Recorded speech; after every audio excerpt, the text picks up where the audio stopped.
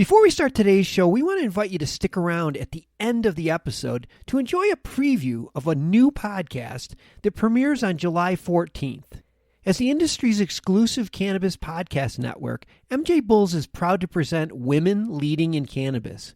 Join host Kira Reed each week for inspirational discussions with women who are leading the cannabis industry.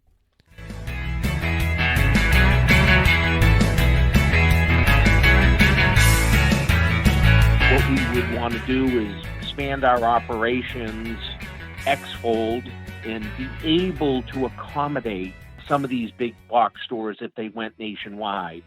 Right now, there's not a lot of companies countrywide who can handle that type of volume. And that's what we're looking at in the near term, because it will definitely happen. From MJBulls Media, it's the Raising Cannabis Capital Show.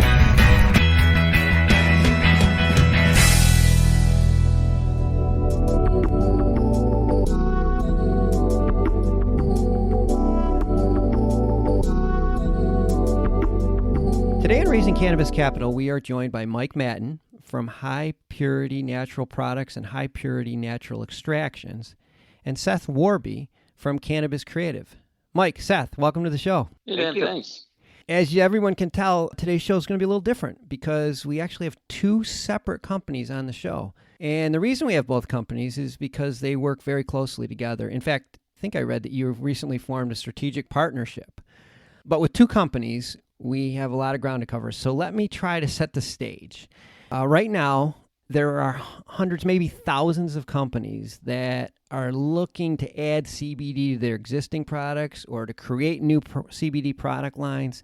And most of these companies need guidance. You know, where do you get the CBD?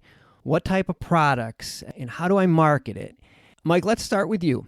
Can you tell us a little bit about high purity natural products and high purity extractions and how you help these companies get their products to market? Sure. Yeah. Thanks, Dan.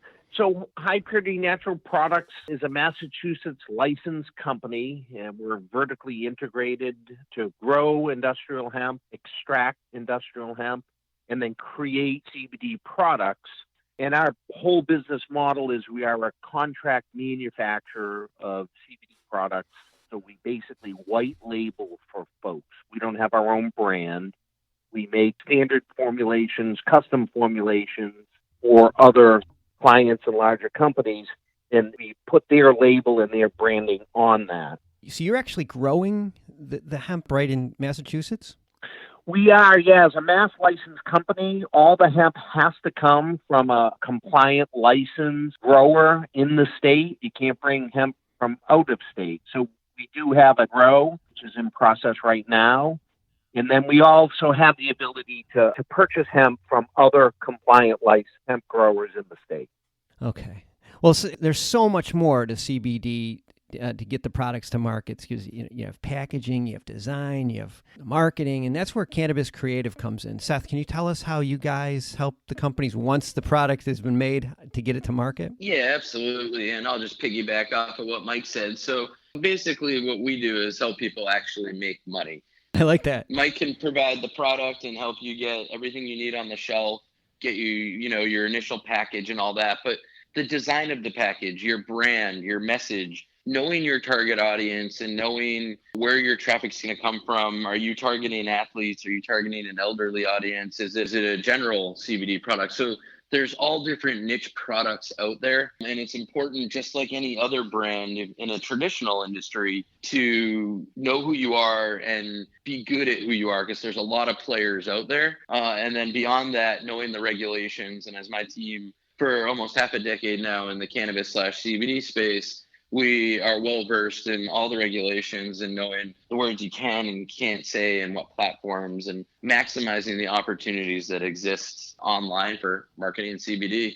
It's such a big thing, and so many companies get tripped up by that. I'm glad you mentioned that, Seth, because there's so many restrictions, and from state to state, it's different. I mean, really having somebody to hold your hand through this process is so important. You mentioned one thing that I find refreshing, is that the CBD companies are starting to find their path or their demographic that they're targeting, as opposed to just saying, I have CBD. Mm-hmm. They're narrowing it down to specific groups. Can you maybe talk just a little bit more about that? Yeah, I mean, just even 2 years ago, I remember some of our earlier meetings, we were putting out all these products we'd buy locally, CBD products, and they were all just general, whether they were gummies or vapes or whatever they were.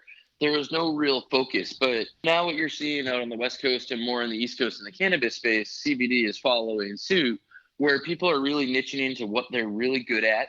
And they're understanding that, you know, just like an Anheuser-Busch or any other large industry company not in this space does over time, is figuring out what their specialty is and trying to maximize their distribution and potential for that. So at the end of the day, when you look at a shelf and you have a lot of first-time users, a lot of curious people out there, don't know what CBD is, want to try it, don't believe in it, whatever it is, they've heard about it and they're buying it. That first time, they look at the packaging and they can't taste it. They don't know what the effects are going to be until they've tried it. So if your package can pop out to them, that's important. The prettiest package to the user will end up being the one they select. You know, there are so many new CBD companies out there, so many new ones, but most of them are small. But I know it's just a matter of time before mainstream companies, the giant companies, household name was. Mike, are you starting to get some inquiries from the big boys, the big boxes, and some of the cosmetic companies? We are, yeah, definitely. I mean, grocery stores are starting to put CBD products on the shelf, CVS and Walgreens, skincare products. So the big box stores are starting to play in the CBD industry. Oh my gosh, can you imagine being the companies that's supplying CBD to, say, CVS when they go from that walk to run stage? What a great place to be. Speaking of that, well, speaking of that, Mike, what's next for you guys? Yeah, so right now we're growing organically. We've been in the space ever since the Massachusetts guidelines came out and allowed the growing of hemp and production of CBD products.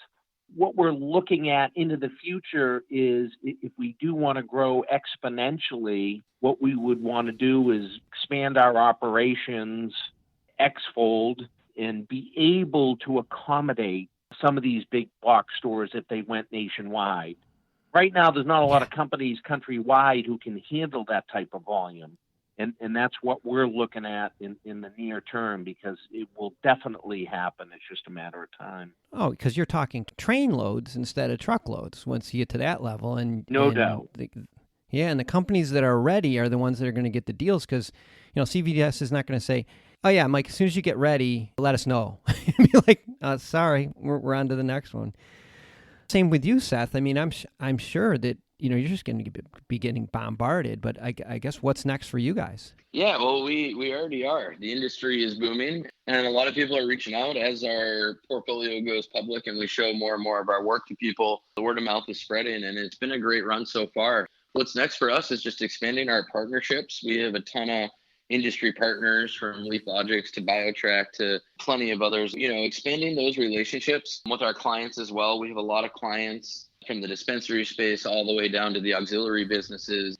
You know, right now we're through our round one and growing rapidly, but, you know, if an angel showed up at the door and wanted to do something great with us, we'd be foolish not to hear their idea. The worst we could say is no. Anyways, what's next for us is to do more market research, enjoy the industry, and grow the company, no pun intended.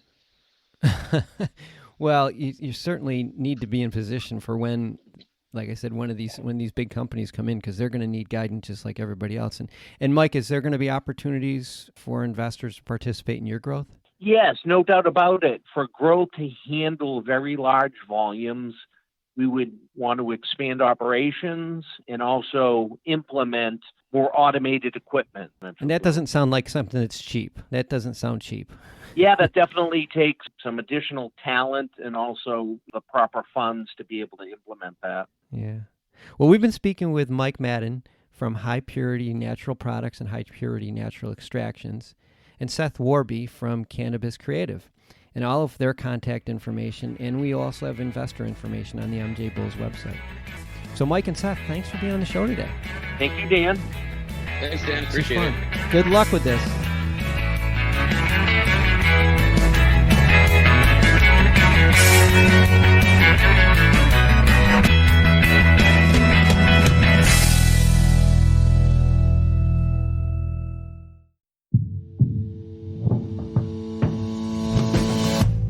Tell me, boy, you make me so bored. You need to walk the other way. I tell you once more.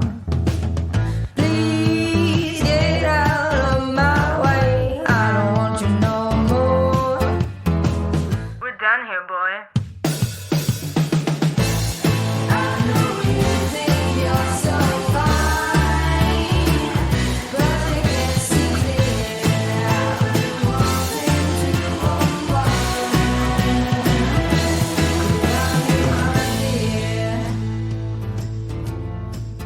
Hi, my name is Kira Reed, and I'd like to invite you to be inspired by the women who are leading in the cannabis industry.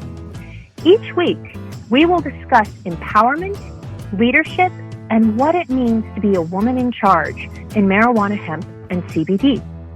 As the founder of the Women Empowered in Cannabis community, I have had the great pleasure to get to know many brilliant and talented women who are CEOs, executives, politicians, advocates, and community leaders that are focused on creating a cannabis economy that is just, fair, and equal.